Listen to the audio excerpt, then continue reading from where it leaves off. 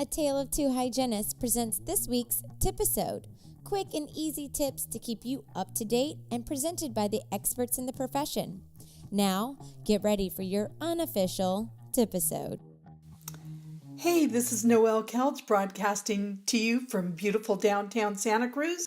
Well, today was one of those really fun days. I got to go to schools and set up some dental programs where my students will be coming in to meet the needs of a community that is underserved. It was interesting as I went into the schools because we've got some great people out there that really care about students who want to get help as far as oral health. Went into one classroom and the teacher was doing a wonderful job with, you brush your teeth, you brush your teeth. I love that song and I love what it does for students. It gets them moving and it gets them thinking about brushing their teeth. The only problem is she didn't really understand about the contagious nature of dental diseases. And she had all the students' toothbrushes being stored in the same area. And literally they could be wicking from one toothbrush to the next.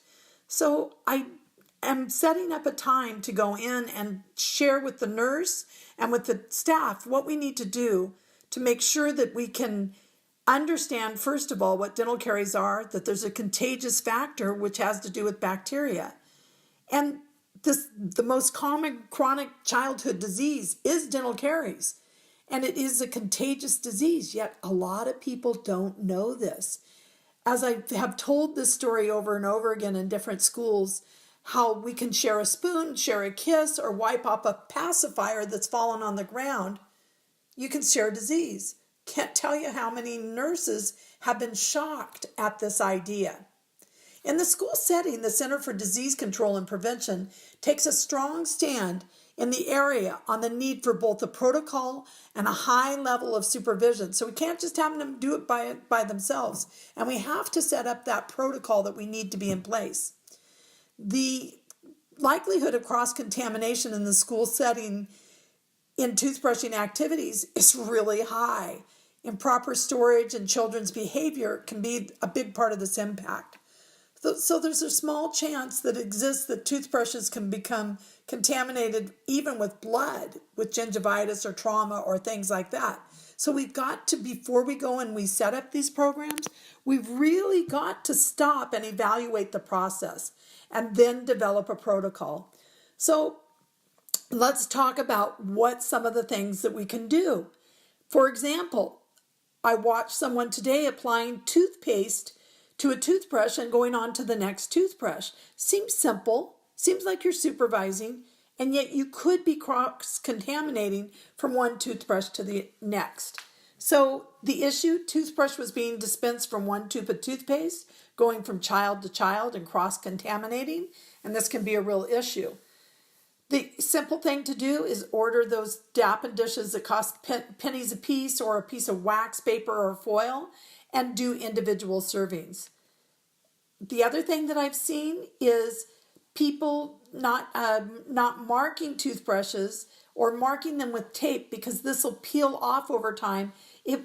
We've really got to know whose toothbrush is whose, and we've got to get something on there permanently.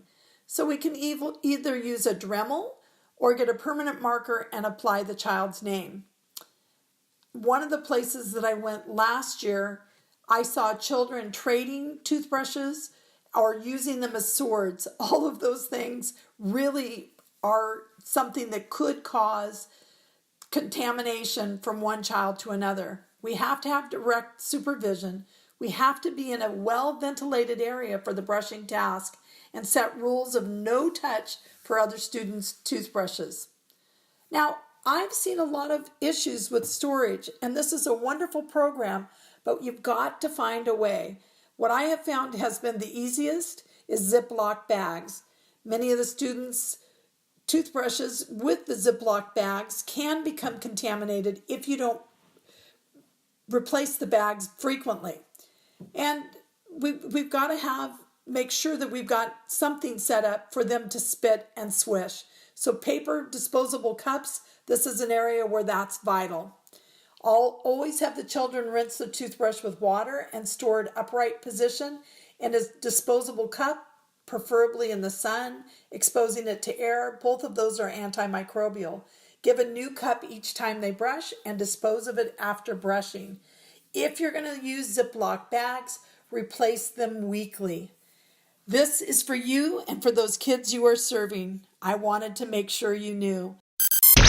We hope you enjoyed this week's TIPisode.